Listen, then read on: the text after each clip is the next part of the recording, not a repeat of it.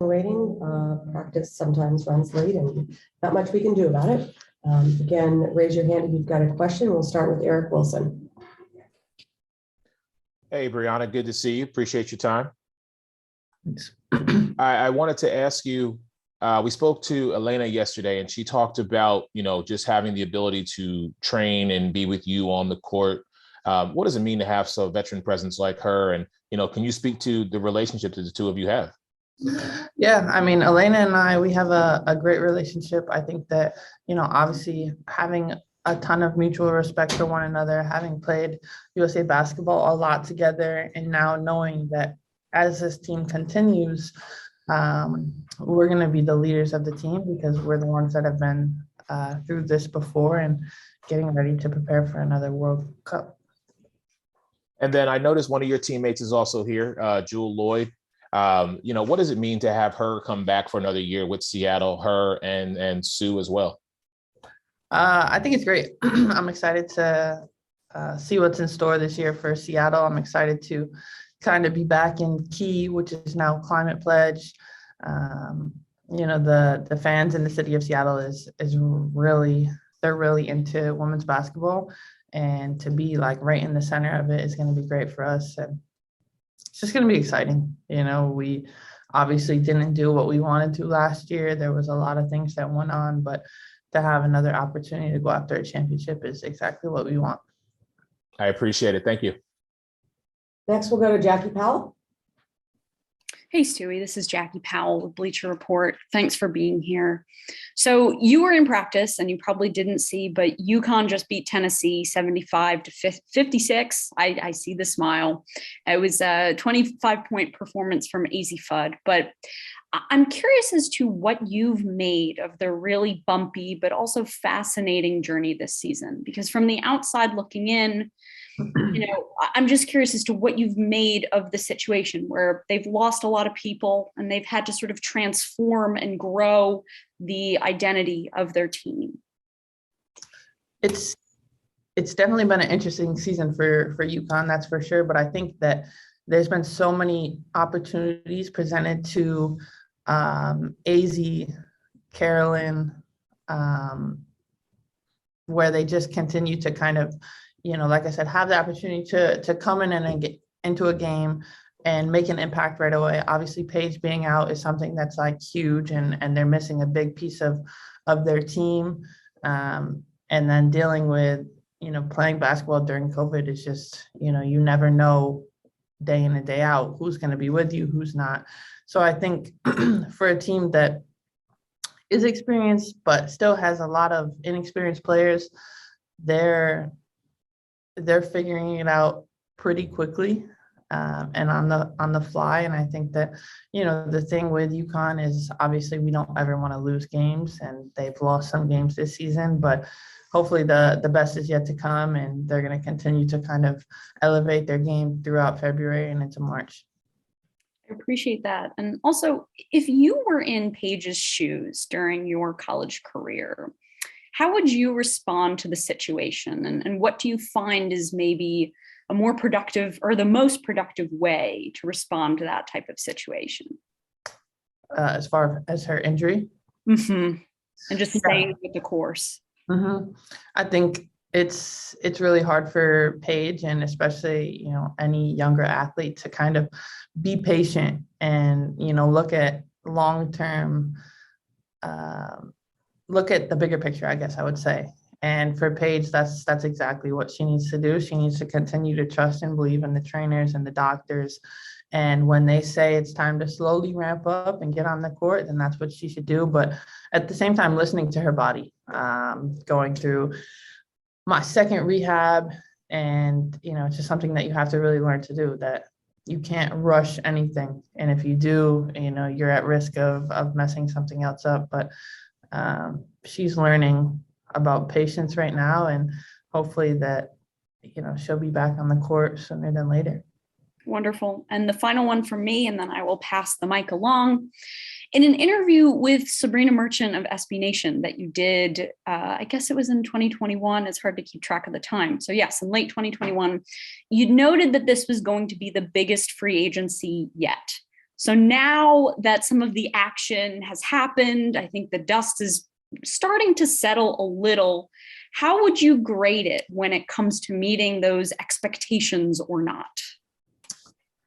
I mean, I think with the free agency, there's been a lot of movement. There's been a lot of talk about, players potentially going somewhere and then going somewhere else. I think that it's exciting for the game. It's exciting for the WNBA to have the opportunity for players to kind of move to new teams. And also it's kind of highlighted our salaries even more. I think that that's something that I'm seeing all the time is, how can a supermax be 200 and something thousand? And it's nice to have an audience kind of see that and disagree with it. And kind of on the other side of things, we know that we're in a new CBA. The supermax used to be not even half of what it is now. So we're continuing to kind of make the right stride in the right direction with, where our league's going. And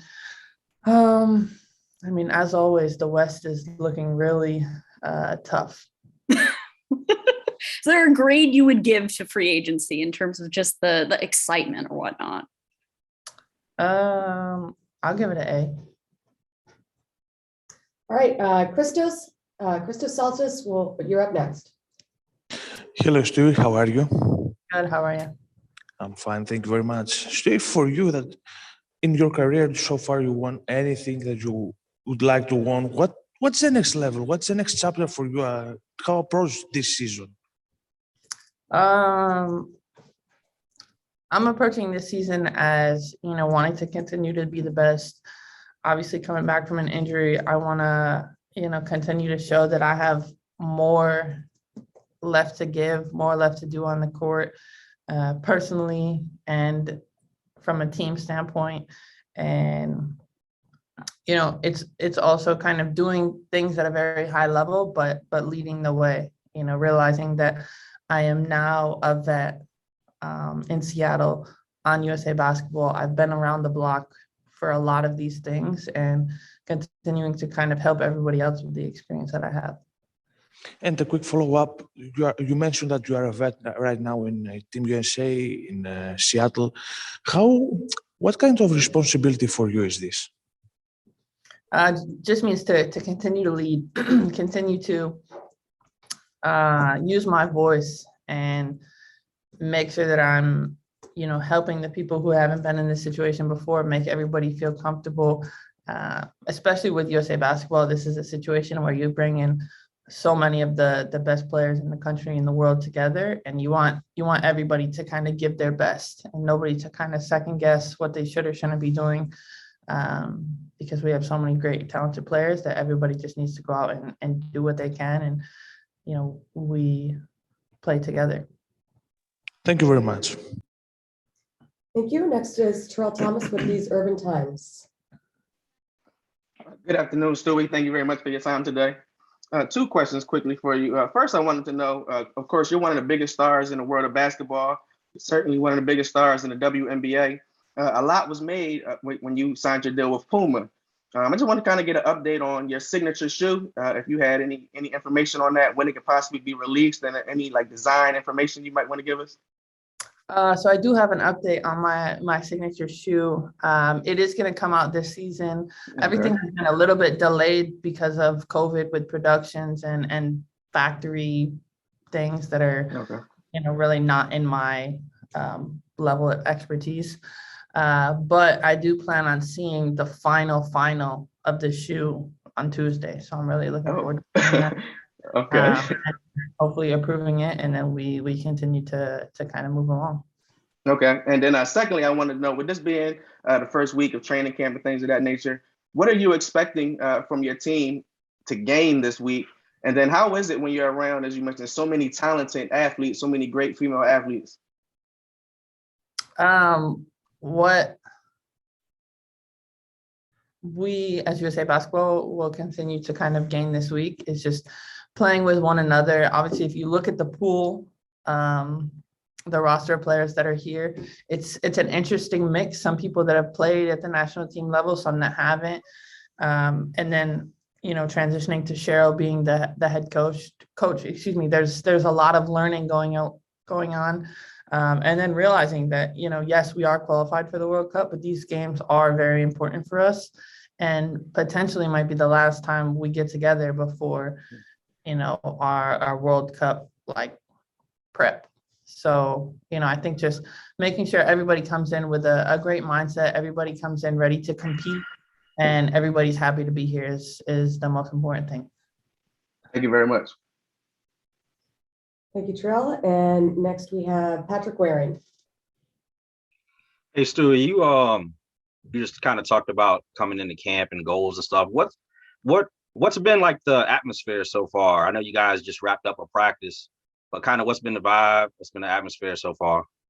The vibe has been, so much energy, so much positivity. I think that's like the biggest thing. Cheryl talked about when we had our first meeting, having like positive touches and having that be like an actual physical thing, or just like, continuing to bring up the energy with who you're around and making sure that, basketball is our job, but it's what we love to do, and that we're all coming together.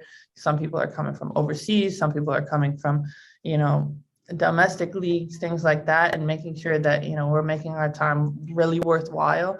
And like I said previously, everybody's enjoying this opportunity and is happy to be here. And you mentioned COVID earlier. How has that been for you? I mean, I know you've been, of course, you've been playing in it for a while, but I think sometimes maybe people on the outside take it for granted that you all just supposed to show up and play and, turn it on whenever. But I mean, how has it been for you? Playing basketball through a pandemic has definitely had its ups and downs. As a professional athlete, I do think that we are more fortunate than college athletes or high school athletes, because in 2020, we were able to play in a bubble and we were able to kind of play through a pandemic, but also continue to be safe. And it's a similar situation here with USA Basketball. We're not in a bubble per se, but we are, testing every day, making sure we're limiting contact with, outside people. And then when this competition starts, it will go into a bubble. So I think it's something that, unfortunately, we're all used to, and we know how it goes, and we're just trying to make sure that we stay safe so we can keep everybody else around us safe. All right, thank you. All right, we'll go next to Megan Price, and if we have time, we've got two final questions, but we'll check this first. Go ahead, Good Megan. afternoon, Breanna. Thank you for taking the time to talk with us. You have a ton of international experience. Can you tell us what you've shared with your teammates about your first two opponents, Belgium and Puerto Rico?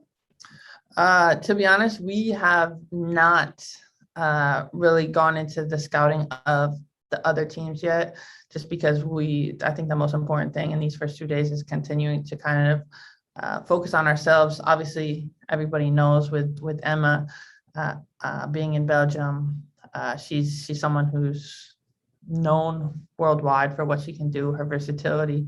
So, making sure that we're very aware of what she can do on the court. But Belgium and Puerto Rico, really, they've been playing together for so long that the way that they play together is something that, we have to try and disrupt, because they know where everybody's going to be at the same time, and they have way more practice than we do.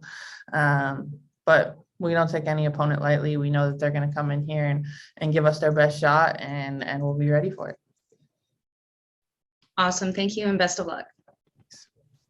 All right, and Jules should be here any second. We've got time for one more question, minus the fact I've got one for you, Stewie.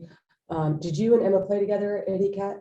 Yeah, Emma and I played together at ECAT during 2020, when I came back from my Achilles for like that month and a half before the world shut down.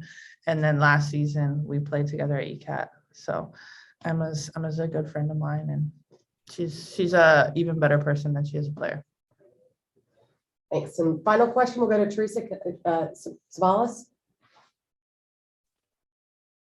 Yeah, thanks for taking the time, Stewie. Appreciate it.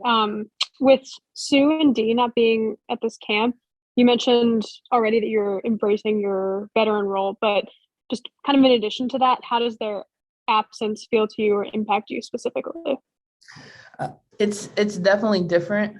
That's for sure. You know, my first experience with USA basketball at the national team level was the World Cup in 2014 in Istanbul, and I was still in college and kind of looking up to Sue and Dee and just trying to figure out, you know, what I can be doing and really being a sponge to them.